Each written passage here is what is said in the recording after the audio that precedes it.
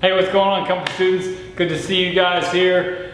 Love seeing all you guys in the house groups. I hope you're having, it's been an awesome week. If you all enjoyed, hope you guys got to go to Tribe Wars last week. Hey, so we are in the book of John. A couple weeks ago, we talked about John chapter 1 and just how John was revealing who Jesus was and some of the words of Jesus where he revealed who he was the Son of God.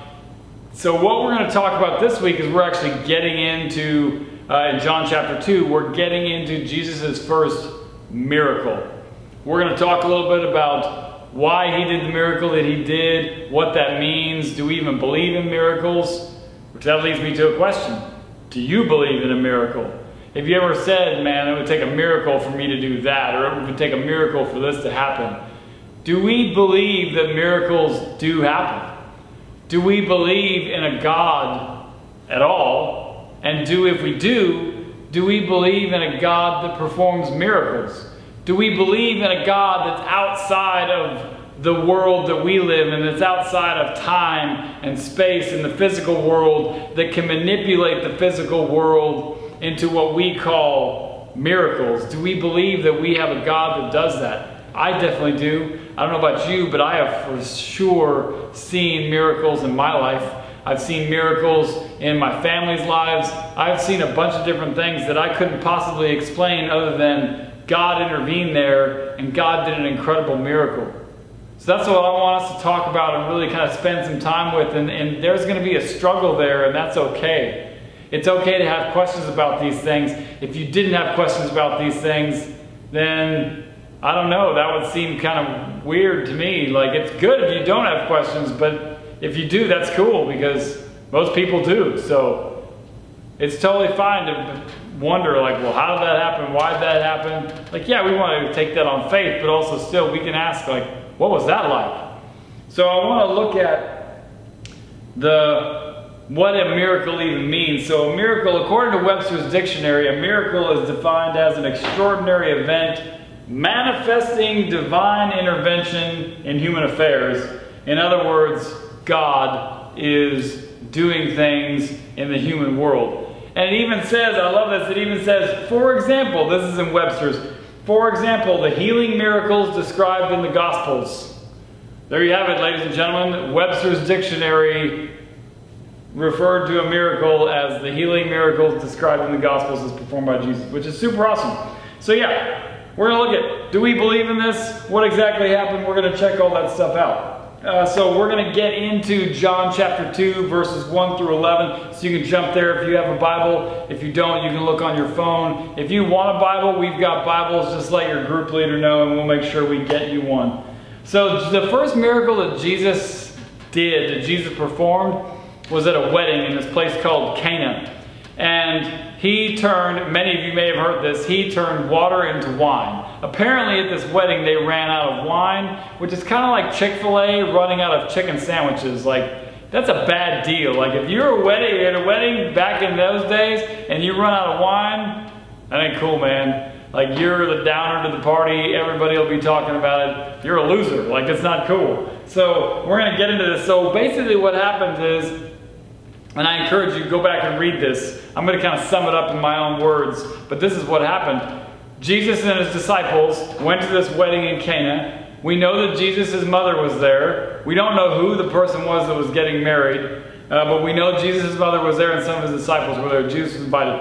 And at some point in the wedding, they ran out of wine. Like, there was a guy that was in charge of this, and I'm sure he was probably freaking out right now because it was his job to make sure everything flowed at the wedding. Like, you had one job, and that was to make sure we didn't run out of wine. And guess what? We ran out of wine. So Jesus' mom comes up to Jesus, and she's like, hey, they just ran out of wine.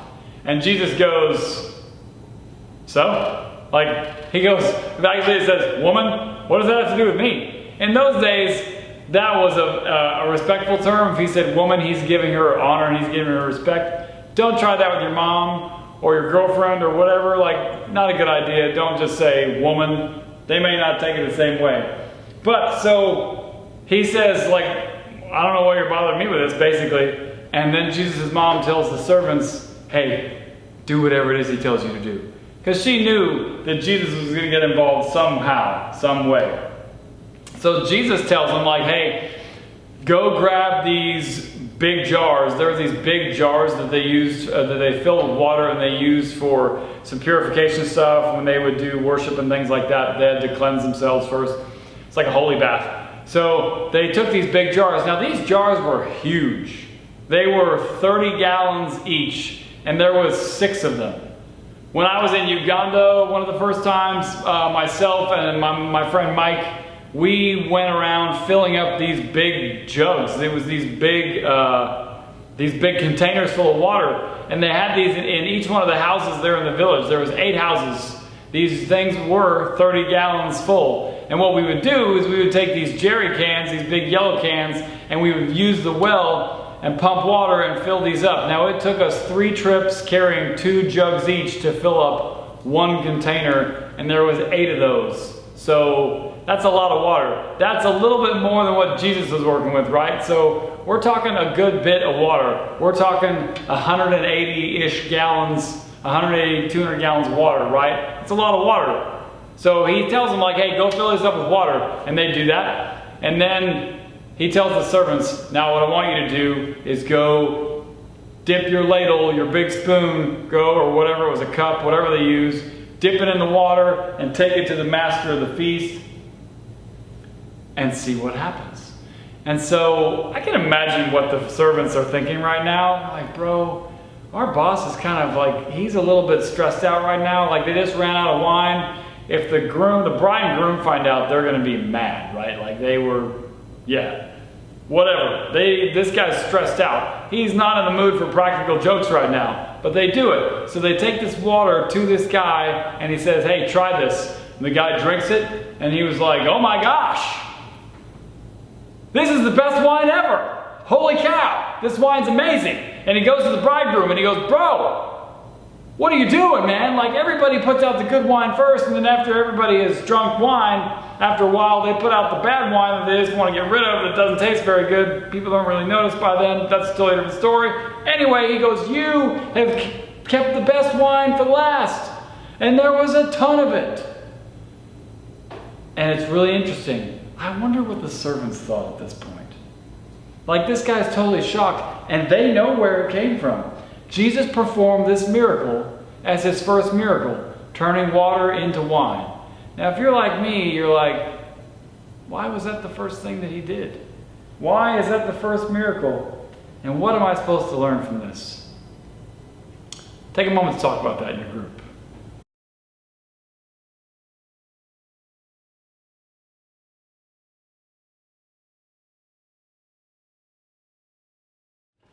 So there's a couple things that I want us to take from this. One thing I love about this miracle is that Jesus hangs out with a bunch of people at a feast. It's a big party. I don't know if you guys have ever been to a wedding before, but they're usually fun. They're usually pretty awesome, right? There's lots of joy. There's all kinds of stuff going on. It's cool. There's food. It's a wedding. People are happy. There's usually not sad people at the wedding, except maybe like a mother-in-law who didn't really want her daughter to marry this guy, or again, that's a whole different other story. But usually it's a great thing. Now I want to talk about the wine. Like, we look at this, like, why did Jesus do this? Wine was very significant in that day. Okay, it meant a couple things. Wine was described as, it was symbolic, right? They used it as a symbol of joy. And a lot of wine, an abundance of wine, was like a lot of joy. So these people were overjoyed, right? Free wine meant something different. Free wine actually meant grace. So Jesus comes and he brings an abundance of joy. And the free wine that he gave them this abundance of grace. You see where I'm going with this? He gave them an abundance of joy. He gave them just a ton of joy, and he gave them a ton of grace. But the one thing that the master of the feast said, he's like, you've kept the best for last. It was better than anything they'd ever had before. Jesus is saying with this, he's like, I'm bringing you joy and I'm bringing you grace, and it's better than anything you've ever had before, but you can only get it from me. I'm the only person that can give it to you, but I'm going to give you more than you can possibly imagine. King David, hundreds of years before Jesus walked the earth, said this. when he talks about joy in Psalms 28:7, he says, "The Lord is my strength and shield. I trust him with all my heart. He helps me, and my heart is filled with joy. I burst out in songs of thanksgiving." See, the disciples would have known this because that was one of the things they had to memorize. They had to memorize parts of the Bible. They would have known, they would have remembered that was all about joy. So that was one of the things he did. It was kind of a common phrase to be filled with joy.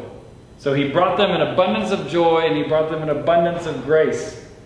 So I want to look at what the disciples' response to this miracle was. And this is pretty awesome. In John 2, but verses 11, he writes this.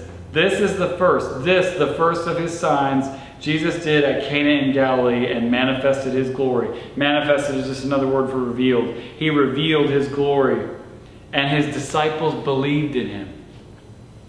Because of this, his disciples believed in him. Because they would have known that he brought them all this joy.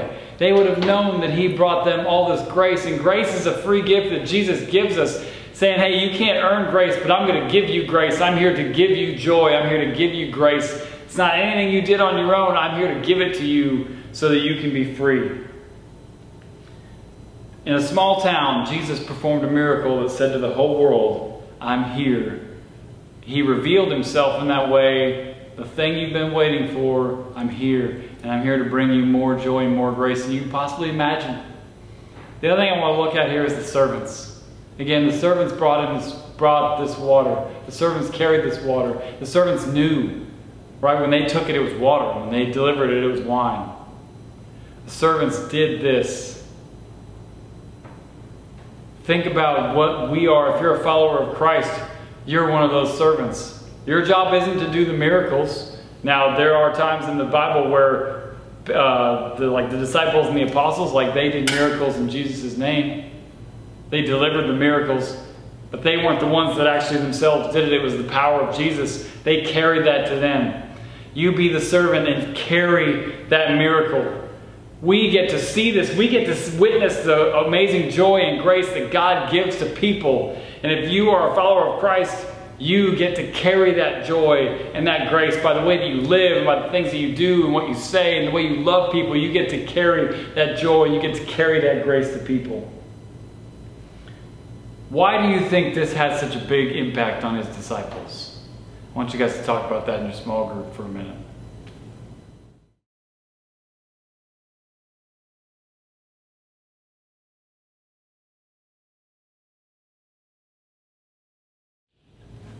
As you guys get ready to break up into your groups, I just want you to think about this, how can I carry joy and grace to people?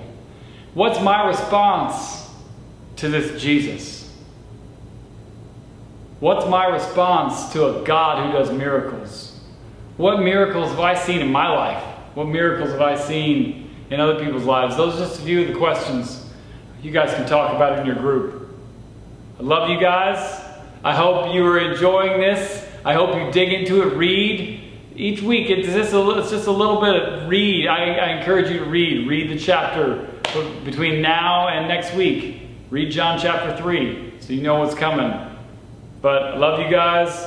Dig in. If you have questions as your small group leader, come find me. That's me. I'll see you either Thursday or Sunday, whichever church service you come to. I love you guys.